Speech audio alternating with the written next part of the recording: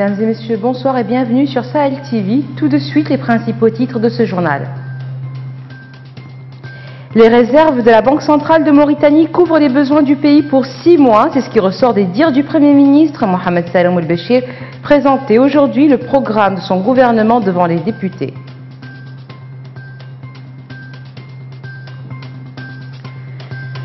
Le combat contre le terrorisme se fait avec des équipements et des hommes. Une déclaration du président de la République à Radio France Internationale, déclaration dans laquelle il déplorait le manque de moyens du G5 Sahel.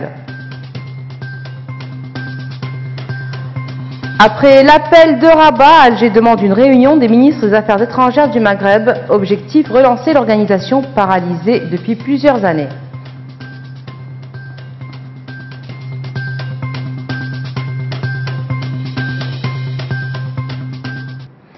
Le Premier ministre a déclaré que les réserves de la Banque centrale de Mauritanie en devises ont atteint fin octobre le montant de 900 millions de dollars. Mohamed Salem El-Béchir s'exprimait aujourd'hui devant le Parlement lors d'une séance plénière consacrée au bilan du gouvernement pour l'année écoulée et à la présentation du programme gouvernemental pour la prochaine année. Ndeysa aussi. Une cinquantaine de pages, tel est le volume du discours du Premier ministre mauritanien ce jeudi devant le Parlement. Un discours qui a fait le bilan de l'activité gouvernementale des 4 dernières années et révélé le programme pour la prochaine année.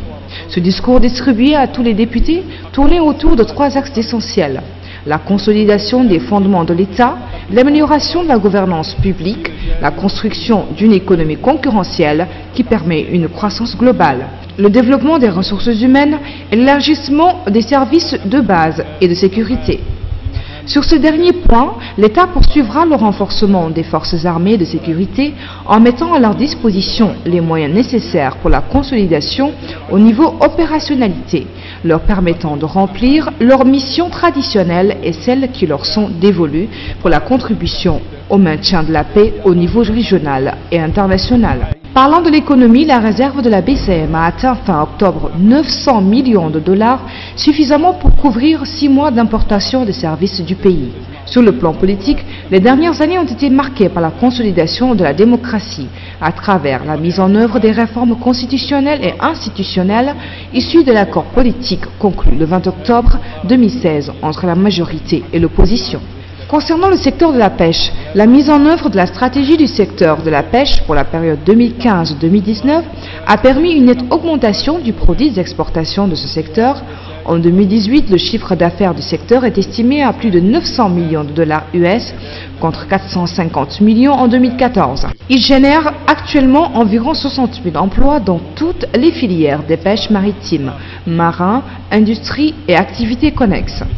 Dans le cadre de l'éducation, le PM a indiqué que le gouvernement entend atteindre à l'horizon 2020 les cibles définies dans le programme national de développement du secteur de l'éducation, notamment être en mesure d'accueillir dans les conditions d'apprentissage de qualité 100% des enfants en âge d'être scolarisés au primaire et porter le taux d'accès au premier cycle de l'enseignement secondaire de 45% à 58% et de 31% à 41% pour le second cycle. Dans le domaine de la protection sociale, la prise en charge et l'assistance des malades indigents ont coûté, selon El-Béchir, au budget de l'État ces 4 dernières années la somme de 235 704 000 MRU au profit de 32 853 malades pris en charge totalement ou partiellement assistés financièrement au niveau des structures hospitalières nationales ou évacuées à l'étranger. Mais l'image du jour restera celle de ce député sportif qui a enfilé tout au long de la séance le maillot de numéro 7 des Morabitoun, Ismail Diakité, autour des 2 buts qui a qualifié l'équipe nationale à la CAN 2019. Revenons ce soir encore sur un aspect de l'interview accordée par le chef de l'État à nos confrères de Radio France Internationale en marge du Festival des villes anciennes à Oualat. Mohamed El Abdelaziz a pris la défense du G5 Sahel, une force conjointe qui a effectué jusque-là 6 opérations malgré ses moyens très limités. C'est récidibé. Dans l'interview qu'il a accordée à RFI, le président de la République, Mohamed El Abdelaziz, a défendu les débuts de la force conjointe du G5 Sahel qui tarde toutefois à être pleinement opérationnelle. Pour le chef de l'État, le G5 Sahel n'a pas échoué. Il suffit de comparer l'exécution de sa mission avec celle de la MINUSMA, la mission des Nations Unies au Mali. On se rend compte, a dit Mohamed Abdelaziz, qu'avec les moyens du bord et de nombreuses promesses, la force conjointe arrive à se déployer. Le G5 Sahel est donc loin d'être inactive. Il a effectué le 31 octobre dernier sa première opération baptisée Waoubi. Une démonstration de force pour reprendre pied dans une zone délaissée par les États aux confins du Mali, du Burkina Faso et du Niger. Cette opération a entravé la liberté de mouvement de plusieurs groupes armés depuis des mois. La force conjointe doit atteindre d'ici mars 2018 sa pleine capacité de 5000 hommes répartis en 7 bataillons, 2 pour le Mali et le Niger et 1 pour le Tchad, le Burkina Faso et la Mauritanie. À quelques semaines de la tenue à Nouakchott, le 6 décembre prochain, d'une réunion sur le financement du G5 Sahel, cette interview du président Mohamed Abdelaziz prend des allures d'un rappel à l'endroit des partenaires. En effet, si le G5 Sahel peine encore à être pleinement opérationnel, c'est parce que beaucoup de promesses et d'engagements pris n'ont pas été respectés. La facilitation du trafic maritime international a fait l'objet hier d'un séminaire organisé à Nouakchott par le ministère des Pêches et de l'Économie maritime en collaboration avec l'Organisation maritime internationale. L'objectif du séminaire est de former les administrations et les parties prenantes sur la facilitation du trafic maritime, et ce, à travers la facilitation des procédures officielles et l'usage des moyens d'échange électroniques pour l'accomplissement des formalités liées à l'escale des navires. Les participants auront à suivre 3 jours durant des exposés portant sur les bénéfices institutionnels et économiques de la facilitation du trafic maritime. Plusieurs dizaines de personnes se sont rassemblées aujourd'hui devant le siège de l'Assemblée nationale pour exiger la réouverture du centre de formation des Ulama. Les manifestants scandaient des slogans décriant la poursuite de la fermeture du centre que dirige l'exégète Mohamed El Hassan Ould Dadou. Plusieurs parlementaires de l'opposition se sont joints aux manifestants pour exiger cette réouverture. Les autorités mauritaniennes avaient fermé ce centre de formation des Ulama depuis le mois de septembre dernier. Elles considèrent que ce centre enseigne un islam radical tendant à inculquer des idéologies extrémistes dans l'esprit des jeunes étudiants. Les forces de police ont dispersé aujourd'hui les manifestants du mouvement IRA qui ont eux aussi effectué un sit-in devant le Parlement. Les manifestants ont été chassés quelques minutes avant l'arrivée du Premier ministre dans l'hémicycle pour présenter la déclaration de politique générale de son gouvernement. Les policiers ont fait l'usage de bombes lacrymogènes pour briser le sit-in. Les protestataires demandaient la mise en liberté du leader de l'IRA et député à l'Assemblée nationale, Biram Da Oulabeid. Et maintenant, nous passons au journal de l'économie avec Hamaoula Diagana.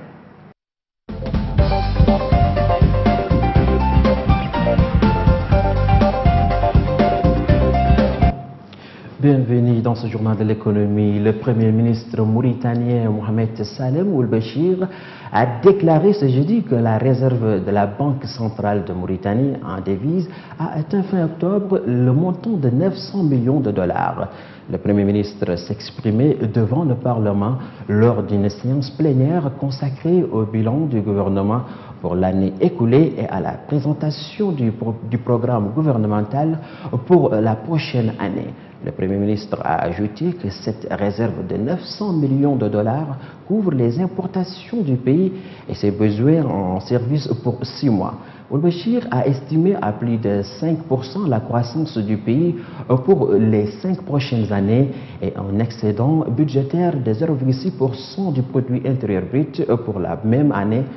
Le Premier ministre a ajouté que le revenu intérieur brut pour 2019 enregistrera une augmentation de près de 4,6% et un excédent budgétaire de 0,2% du PIB et que le taux d'inflation sera inférieur à 4%. Dans un rapport rendu public mercredi, la Banque mondiale a révélé que les mariages précoces font perdre au continent africain 63 milliards de dollars en matière de revenus et de capital humain à cause de son impact négatif sur l'éducation des filles. Ce rapport de 12 pages révèle que le mariage d'enfants représente un manque à gagner de 63 milliards de dollars. À cela s'ajoutent d'autres conséquences négatives, notamment l'augmentation des violences conjugales, des risques plus élevés de mortalité et de retard de croissance. Les pays de la région Moyen-Orient, Afrique du Nord, Afghanistan et Pakistan ont de toute urgence besoin de réformes audacieuses s'ils veulent parvenir à une croissance inclusive. C'est l'une des principales conclusions d'un rapport que vient de publier le Fonds monétaire international FMI sur les perspectives économiques régionales, Moyen-Orient et Asie centrale. Selon FMI, les pouvoirs publics dans ces pays n'ont pas d'emprise sur certains facteurs qui stimulent l'investissement privé, tels la croissance sur les marchés d'exportation et l'évolution des cours du pétrole. Toutefois, insiste-t-il, les choix qui s'offrent à eux peuvent influer directement sur d'autres facteurs qui ont un impact considérable sur l'investissement privé, tels l'éducation, les infrastructures, la gouvernance et l'accès aux services financiers. Et puis en marge de l'Africa Day organisé à Addis Abeba, un prêt de 30 millions d'euros a été accordé à l'Ethiopia Women Entrepreneurship Development Project pour appuyer les entreprises détenues partiellement ou complètement par des femmes en Éthiopie. L'appui aux femmes n'est pas seulement la bonne chose à faire, mais c'est aussi un investissement malin. Tel est le message délivré par Werner Hoyer, le président de la Banque européenne d'investissement BEI, ce jeudi à Addis Abeba, lors de la signature d'un prêt de 30 millions d'euros en faveur du Ethiopia Women Entrepreneurship Development Project. Selon le dirigeant européen, l'appui à l'entrepreneuriat féminin contribue non seulement à renforcer l'inclusion économique des femmes, mais aussi à créer de l'emploi et à permettre une croissance durable. La fin de ce journal de l'économie, retour à Salwa Chérif.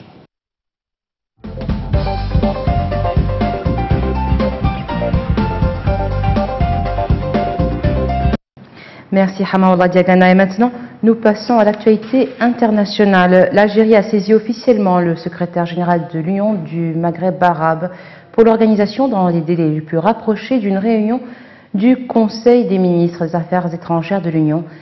C'est ce qui ressort d'un communiqué du ministère des Affaires étrangères donc algérien.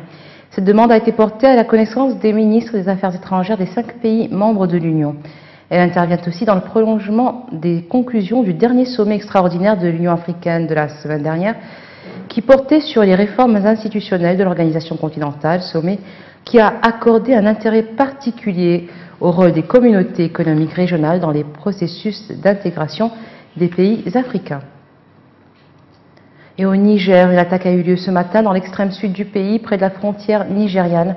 Des hommes armés ont pris pour cible une équipe de forage minier du groupe français Foraco à Toumour, à l'est de Difa.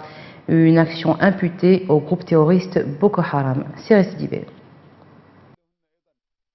Selon des témoins, les assaillants venus à cheval au petit matin ont attaqué le camp de l'équipe de Foraco dans la mairie de Tamour. Le bilan est lourd. 7 techniciens du groupe français Foraco ont été tués et un fonctionnaire du ministère nigérien de l'hydraulique. 5 autres personnes ont été blessées, dont 2 grièvement. Elles ont été évacuées vers l'hôpital de Niamey. Avant de prendre la fuite en direction du sud, vers le Nigeria voisin, les éléments de Boko Haram ont emporté avec eux 2 véhicules pick-up appartenant à la société de forage. La compagnie Foraco réalise actuellement 2 forages d'eau aux alentours du camp de réfugiés de Tamour afin de rendre les conditions de vie meilleures pour les personnes déplacées venues essentiellement du Nigeria, dans cette zone semi-désertique et aride.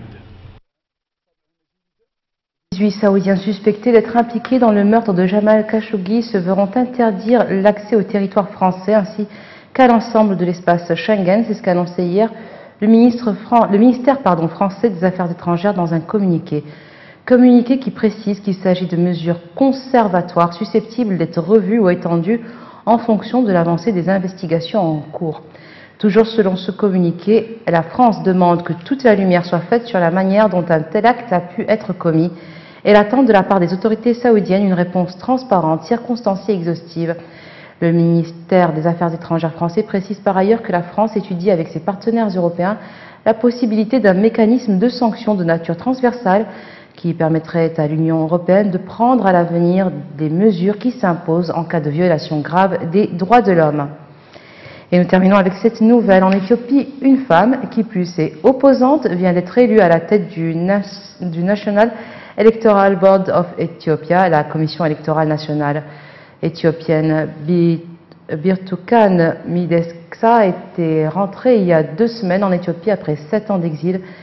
C'est le Premier ministre Abiy Ahmed qui a proposé sa candidature. Le jeune chef du gouvernement prouve une fois de plus ses vues progressistes à travers ce geste, même si plusieurs parlementaires ont questionné son impartialité, vu son rôle passé dans l'opposition.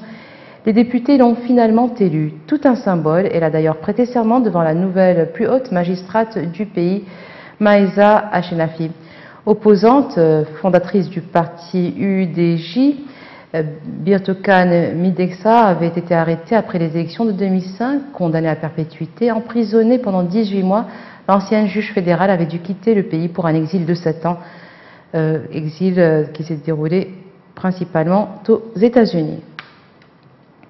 Et voilà, ce sera tout pour ce soir. Tout de suite le rappel des titres. Les réserves de la Banque centrale de Mauritanie couvrent les besoins du pays pour 6 mois. C'est ce qui ressort des dires du Premier ministre, Mohamed Salem Ould-Béchir, présenté ce jeudi le programme de son gouvernement devant les députés.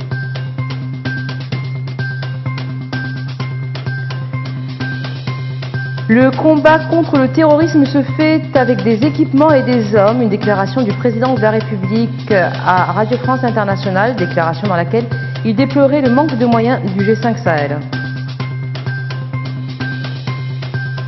Après l'appel de Rabat, Alger demande une réunion des ministres des Affaires étrangères du Maghreb. Objectif, relancer l'organisation paralysée depuis plusieurs années.